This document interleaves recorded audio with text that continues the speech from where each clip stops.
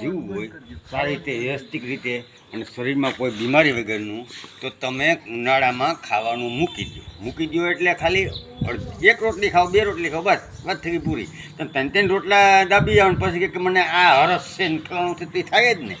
અને બીજા નંબરમાં કે તમે સવારમાં નહીં ઉઠીને 2 ગ્લાસ પાણી પી લો, તમને આમ આખો દી તંદુરસ્ત રહીને સવારના પોરમાં નાહી નાખો, દી ઉગે એ પહેલાં તમારે ઉઠી જવાનું અને દી 8 મહિને પછી જ તમારા ખાટલામાં બેસવાનું.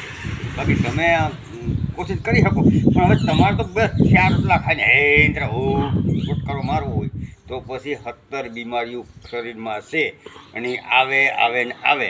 પણ જો તમારે આનંદથી માણવું હોય શરીર અને કુદરતનું નામ લઈ અને વ્યવસ્થિત જો તમારે રહેવું હોય તો તમારે ખાલી શું કરવાનું, એકાદું રોટલું ભોજન ટાણે ખાઈ લેવાનું, બસ વાત થઈ ગઈ પૂરી.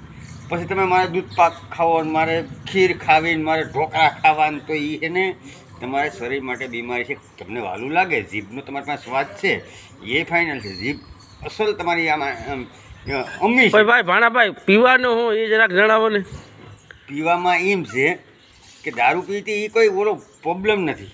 તમે થોડોક તમને એમ થાય કે ભાઈ ઘૂંટડી પીને આપણે ત્યારે આરામથી, પણ ઘૂંટડી પીને પછી તમે 2 રોટલા ખાઈ જાઓ તો તમે શરદી બીમારી. ઘૂંટડી પીને થોડા ઘણું ખાઈને પછી સૂઈ જાઓ તો એ તમારા શરીર સારામાં સારું.